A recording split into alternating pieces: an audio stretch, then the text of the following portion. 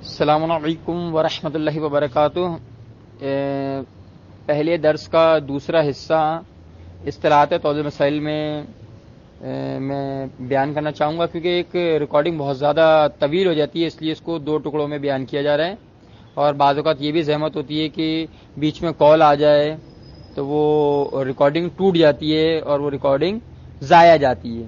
تو لہٰذا اس لیے میں نے اس کو ایک بات مکمل ہو چکی تھی، اس لیے میں نے اس کو الگ ٹکڑے میں پیش کر دیا، کہیں سارا ریکارڈنگ ضائع نہ ہو جائے۔ تو اصطلاحات توضیح مسائل کا دوسرا حصہ یہ ہے کہ کچھ دیگر اہم فقہی اصطلاحات ہیں۔ وہ کیا ہیں اصطلاحات؟ جاہل قاصر۔ جاہل قاصر سے مراد وہ شخص جس نے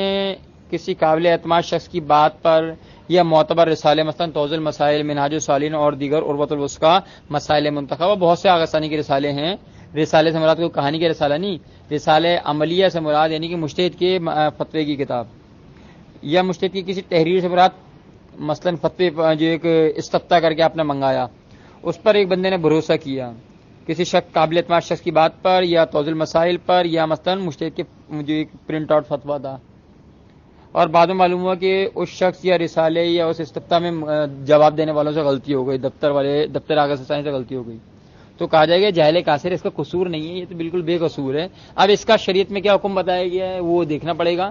کئی مقامات پہ معافی مل جاتی ہے، کئی مقامات پہ جاہل قاصر کو معافی نہیں ملتی، لہذا یہ پتہ تو ہونا چاہیے جاہل قاصر کی اصطلاح کیا، تاکہ پھر ہم اس پر اپلائی کریں، روزے میں الگ حکم ہے، اس میں الگ حکم ہے۔ تو جاہل قاصر ایسے کو کہیں گے جس کا جو کیا ہے قاصر ہے، جو مجبور ہے، اس کی مجبوری یہ تھی اس نے تو قابل اعتماد سے بھروسہ کر کے پوچھا۔ ہم بولتے ہیں، لکھتے بھی ہیں اردو میں، جو اردو حضرات ہیں وہ جانتے بھی ہیں کہ درخواست میں بھی ہم لکھتے ہیں کہ میں بیمار ہوں اور میں اسکول آنے سے قاصر ہوں،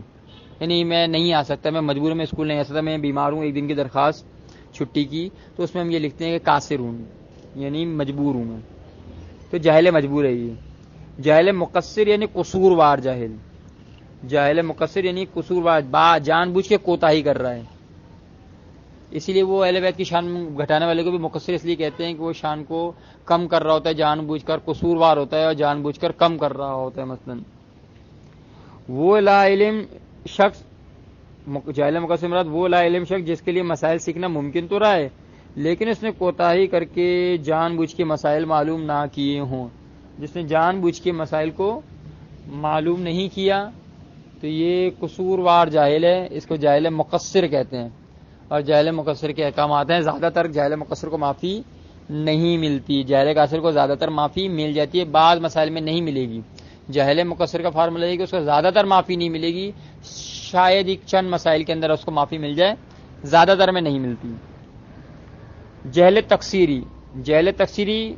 یعنی ایسی لا علمی اور ایسی جہالت جس کا کوئی معقول عذر موجود نہ ہو، یعنی اس نے کسی شخص نے جاہل مقصر نے ایسی غلطی کی جب وہ جاہل مقصر کی غلطی کو ہی جہل تقصیری کہتے ہیں، کیونکہ جاہل مقصر جو ہوتا ہے وہ ایسی غلطیاں کرتا ہے جب اس سے پوچھا جاتا ہے تو اس کے بعد کوئی معقول ریزن نہیں ہوتا، بس یار دل نہیں چاہ رہا تھا پوچھنے کا مسئلہ، یار میرے ذہن میں تو آیا تھا لیکن کون جائے اتنا دور، یوں اس طرح کے بہانے بنائے گا، لوگ قبول نہیں کرے گا، شریعت قبول نہیں کرے گی اس کے ان بہانوں کو کہ ایک فون کر کے پوچھ لیتے، وہ کر لیتے، نہیں یار بیلنس ضائع ہو جاتا مثلا، تو وہ نہ ایسے عذر دے گا جو بالکل ایسی مجبوریاں پیش کرے گا جو کہ علماء یا عقلاء قبول نہیں کریں گے، عاقل لوگ قبول نہیں کریں گے۔ رجائے مطلوبیت یعنی کسی بھی عمل کو مطلوب پروردگار ہونے کی امید سے انجام دینا کہ خدا کو یہ عمل مطلوب ہو۔ رجائے مطلوبیت بہت جگہ پر آئے گا، توضیح میں انشاءاللہ جب مقامات پر آئے گا تو وہاں پر وضاحت کی جائے گی، یعنی کوئی عمل مثلا خود توضیح میں اتنی مقامات پر آ جائے گا کہ فقہا نے یہ فرمایا ہے، جہاں جہاں یہ لکھا ہوا فقہا نے یہ فرمایا ہے، علماء نے یہ کہا ہے، اس کا مطلب یہ کہ آغا ثانی اس مسئلے کو قبول نہیں کر رہے، وہ خود مستحب نہیں کہہ رہے، اب اس پر عمل کرنا ہے تو رجا کی نیت سے عمل کر لیں، یا غسل کے چیپٹر میں آئے گا یہ غسل رجا کی نیت سے کر لیں، یا وضو کے چیپٹر میں آئے گا یہ غسل وضو کی رجا کی نیت سے کر لیں۔ مثلا رجا یعنی امید، عربی میں رجا کہتے ہیں امید کو، یعنی اللہ سے امید ہوگا اللہ اس کو ثواب انشاءاللہ دے دے گا، لیکن یہ امام سے کنفرم نہ کریں گے، امام کی حدیث ہے۔ مثلا پوری مفات الجنان اس میں اکثر مقامات پہ جو دعائیں ہیں وہ ثابت نہیں ہیں، جو طریقہ کار ہے اس کے طریقے سے، تو ہم مفاتی پر عمل کرنا چاہیں، ہم توبۃ العوام پر عمل کرنا چاہیں دعاؤں کے حوالے سے، تو آپ رجا کی نیت رکھا کریں کہ امید ہے کہ اللہ اس کو ثواب دے، اور کیا پتہ یہ امام سے منسوب ہو۔ اور روایت بھی موجود ہے ہمارے پاس اس طرح کی، جس روایت کے اندر یہ کہا گیا ہے کہ اگر آپ کے پاس کوئی حدیث آئے کہ ہم نے کہا اور اس میں یہ ہم سے منسوب عمل لکھا ہوا کہ ہم نے یہ کہا یہ ہوگا تو ہم یہ آپ کو اجر دلوا دیں گے، تو اگر کوئی ہمارے اس امید سے کہ امام نے شاید کہا ہو اس امید سے اگر بندہ کوئی عمل کر دے گا تو اس کو ہم اجر دلوا دیں گے، اگرچہ ہم نے نہ کہا ہو تو وہ خود امام گارنٹی لے رہے کہ ہم دلوا دیں گے ثواب، اگرچہ ہم نے نہ کہا تو، لیکن رجا والا معاملہ آ جائے گا، امید، یقین سے نہیں کہ یقین کریں کہ امام نے ہی کہا ہے، کنفرم کر کے ایسے نہ کریں۔ اب تھوڑے سے بہت اہم مسائل ہیں تو آپ کو پتہ ہی ہیں۔ واجب یعنی ہر وہ عمل جس کا انجام دینا شریعت کی نگاہ میں فرض اور ضروری اور لازم ہو، مثلا یومیہ 5 وقت کی نمازیں پڑھنا، 5 نمازیں پڑھنا، رمضان کے روزے رکھنا، خمس دینا، زکوٰۃ دینا، حج کرنا، مثلا دیگر خواتین کے لیے پردہ کرنا واجب ہے مثلا، تو یہ سارے وہ کام جو لازم ہو واجب ہو نہیں کریں گے تو گناہ ملے گا۔ حرام ہر وہ عمل جس کا چھوڑنا ترک کرنا شریعت کی نگاہ میں ضروری ہو، لازم ہو، واجب ہو کہ اس کو چھوڑا جائے نہ کہ انجام دیا جائے ورنہ گناہ ملے گا، مثلا جھوٹ بولنا، گالی دینا، گانا اور موسیقی سننا، مومن کی غیبت کرنا وغیرہ۔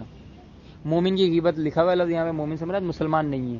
مومن کی غیبت کرنا حرام ہے، مسلمان کی غیبت کرنا جائز ہے۔ اچھا، مستحب یہ سنت یا مندوب بھی کہتے ہیں اس کو، صحیح ہے نا، نفل بھی کہتے ہیں، یعنی وہ پسند، ان تمام سے مراد مندوب یا مستحب سے مراد وہی ہوتی کہ پسندیدہ، یعنی وہ کام جو یا وہ چیز جو شریعت مقدس نے جس کو پسند کیا ہو، لیکن اسے واجب بھی قرار نہیں دیا، لیکن بہت اس کی اہمیت ہے اس کی، یعنی ہر وہ حکم جس کے کرنے میں ثواب لیکن ترک کرنے میں گناہ نہ ہو، کریں گے تو ثواب ملے گا، اگر ہم نے چھوڑ دیا تو گناہ نہیں ملے گا، مثلا غسل جمعہ کرنا، نماز تہجد پڑھنا، صدقہ دینا، یومیہ نفل نمازیں پڑھنا، سلام کرنا وغیرہ، یہ مستحبات آغاز ثانی کے نزدیک ثابت ہے، اس لیے میں نے بڑی مشکل سے ڈھونڈ کے لکھے ہیں، ہر مستحب آغاز ثانی کے نزدیک ثابت بھی نہیں ہے، لہٰذا واجب بھی والے لکھے ہیں، حرام بھی والے لکھے ہیں کہ جو آغاز ثانی کے نزدیک ثابت ہیں، اور مستحبات بھی وہ لکھے ہیں جو آغاز ثانی کے نزدیک ثابت ہیں، تو لہٰذا اصل موضوع یہ رہے گا، ہم آغاز ثانی کی توضیح سے پڑھائیں گے اور آغاز ثانی کے مسائل بتائیں گے، اور ہم نے توضیح المسائل جو آغاز ثانی کی ہے 39واں ایڈیشن میں اسی میں سے پڑھاؤں گا، اس میں تھوڑی سی تبدیلی ہم نے کی ہیں۔ اچھا، میں نے اس کو پروف ریڈنگ کروا دیا تھا، اس میں سے جو غلطیاں تھیں وہ تقریباً دور کی، مزید کوئی رہ جائیں گی تو فیوچر میں ہوتی رہیں گی، ایسا ایسا نظر پڑتی رہتی ہے، چینج کرواتے رہتے ہیں۔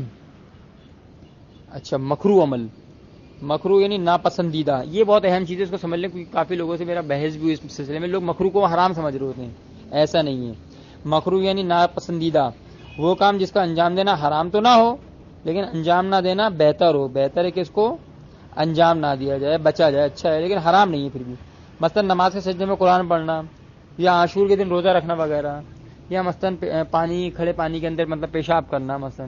یہ عام طور پہ مدرزات کر دیتے ہیں، یا پانی کے اندر پیشاب کرنا یا کھڑے ہو کے پیشاب کرنا، یہ مکروہ شمار کیا آغاز ثانی نے، اس طرح کی اور چیزیں بھی ہیں۔ اچھا، مباح یعنی حلال عمل، مباح حلال، وہ عمل جو شریعت کی نگاہوں میں نہ قابل تعریف ہو نہ ہی قابل مذمت ہو، نہ شریعت نے اس کی مذمت کی ہے، روک ٹوک کی ہے، نہ ہی اس کو کہا ہے کہ کرو، یعنی کرنا نہ کرنا برابر ہو، جیسے کھانا پینا، اٹھنا بیٹھنا، آنا جانا، صحیح ہے نا، لیٹنا بیٹھنا وغیرہ۔ تو یہ میں نے کتاب، ایک فارسی کی کتاب ہے توضیح المسائل جامع، جلد اول،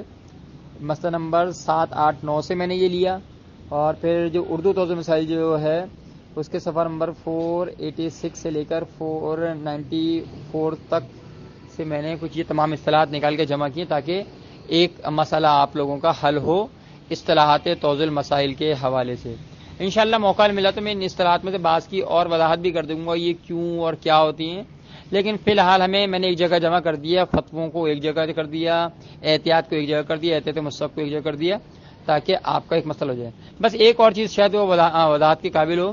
کہ احتیاط مستحب اور مستحب میں فرق ہے، جی ہاں فرق ہے، مستحب یعنی جو حدیث سے ثابت ہو، مستحب جو روایات سے ثابت ہو اور مجتہد کے نزدیک ثابت ہو اس کو وہ مستحب کہے گا، جو مجتہد کے نزدیک ثابت نہ ہو وہ نہ اس نے تو مجتہد نے تو فتویٰ دے دی کہ یہ مسئلہ ہے، احتیاط مستحب ہے کہ یہ بھی کر لیا جائے، تو اس سے مراد یعنی کہ ہوتی کچھ ماضی میں جو فقہا ابھی بھی ہوں موجود دور کے، یا ماضی کے جو فقہا ہیں انہوں نے کسی فقہا نے اس کو احتیاط واجب لگایا ہو، احتیاط یا فتویٰ لگایا ہو یا احتیاط واجب لگایا ہو، اور آغاز ثانی کے نزدیک یہ واجب نہ ہو، تو آغاز ثانی کہہ دیتے ہیں احتیاط مستحب ہے یہ یوں کر لیا جائے، مثلا یعنی ایک عمل بتا دیا، مثلا کپڑا ایک دفعہ سے پاک ہو جاتا ہے مثلا، اب کچھ فقہا نے کہا نہیں احتیاط واجب کی بنا پہ دو دفعہ دھویا جائے، یا فتوے کی بنا پہ 2 دفعہ دھویا جائے، تو اب آغاز ثانی کیا کریں گے، میرا نظریہ تو یہ ہے کہ ایک دفعہ پاک ہو جاتا ہے، احتیاط مستحب یہ کہ 2 دفعہ دھوئے، یعنی دھونا بہتر رہے گا، لیکن اس کو مستحب نہیں کہیں گے، شریعت میں مستحب ہو گئے. جس طرح سے مستحب چھوڑنے کے جو ممانعت ہے،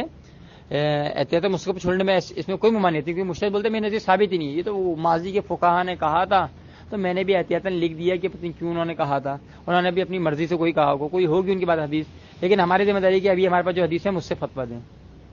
تو لہٰذا اس حوالے سے میں نے احتیاط مستحب بھی سمجھا دی. احتیاط مستحب سے مراد یہ ہوتی ہے کہ انڈیکیشن ہوتی ہے کہ کسی مجتہد کا فتویٰ یا احتیاط رہی ہوگی، جبکہ آگے سے نہیں ثابت نہیں ہے تو وہ احتیاطاً کہتے ہیں یہ بھی کر لیا جائے، انہوں نے کہا تھا مثلا. وصلی اللہ علی محمد و آلہ الطاہرین.